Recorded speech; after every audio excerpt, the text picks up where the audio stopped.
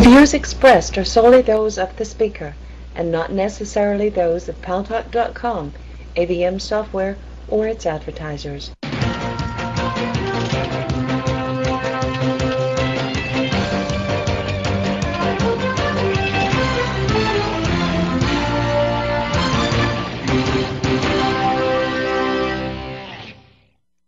News Talk Online is on Paltalk.com. News Talk is a production of Paltalk.com, the largest multimedia interactive program on the internet with more than 4 million unique users on demand on iTunes and on YouTube, and at my blog, GaryBaumgarten.com, where you are welcome to comment on my comments whether you agree with us or not, or agree with me or not. That was the royal us, I guess, huh? And thanks to our good friends at CRN Digital Talk Radio. We are syndicated across the United States of America into 12 million additional households. I am your host, Gary Baumgarten.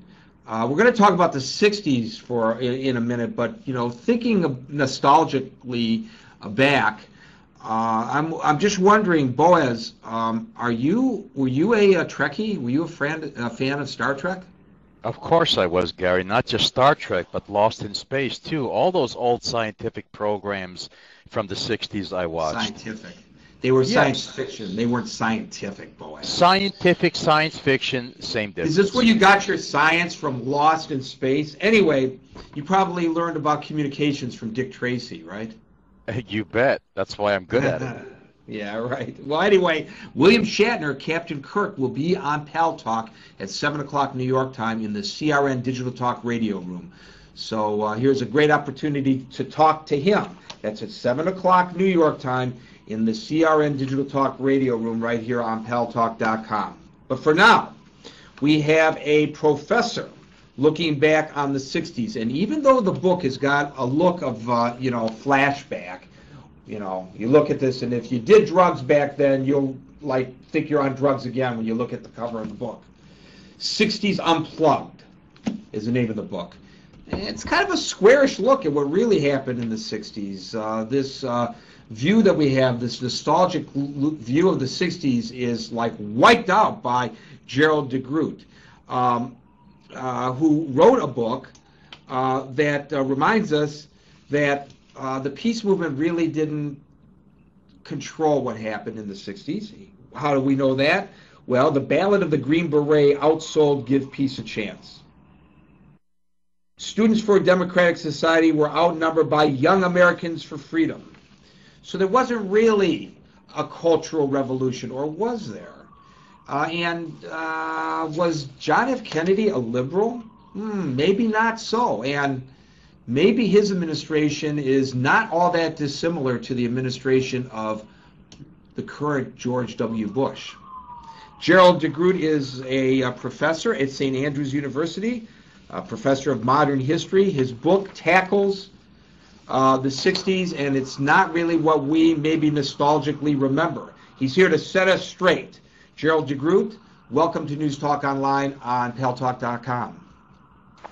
Thank you very much. It's a pleasure to be here.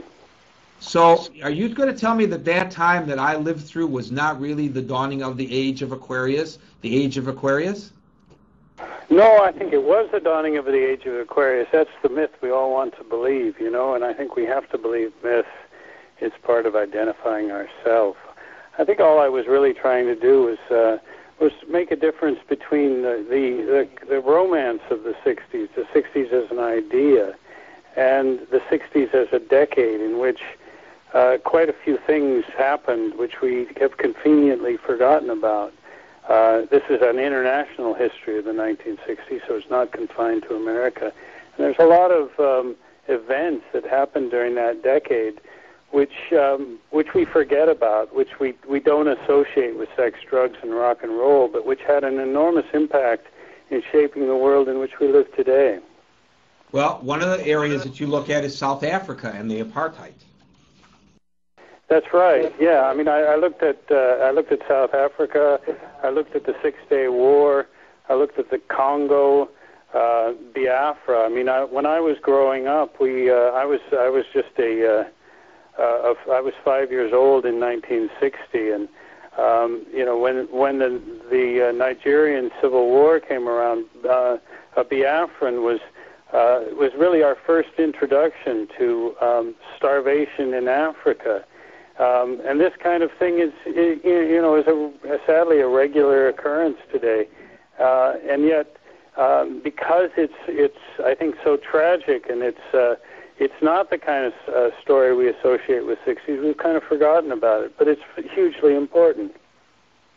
Don't you think perhaps, however, that some of the things that you write about in the book are the reasons for our nostalgic look back at the 60s? What I'm thinking is that perhaps it was the fact that young people were so politically astute and they felt so frustrated by what was going on, including the Vietnam War, that they turned to sex, drugs, and rock and roll because they recognized that many of the problems of the world, some of which were the direct makings of the foreign policy of the United States government, were not correctable.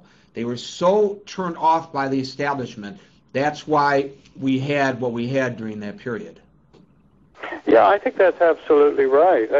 I mean, it's difficult, really, because the great problem with sex, drugs, and rock and roll as a political statement is it's also extremely fun. And so it's a rather enjoyable way to express one's politics. But there were various people at the time who were saying, that you could actually have sex and take drugs and make a statement against conventional society in doing that, and that was a legitimate political statement. However, I think 90% of the people were probably doing it simply because it was a fun thing to do, and not really making any serious political statement in the process.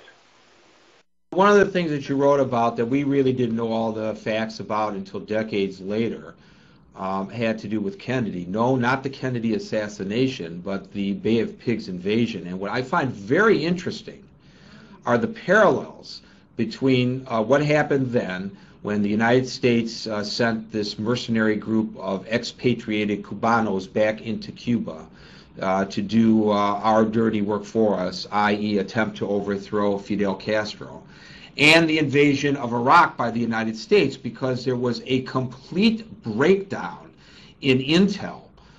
It seems like it was like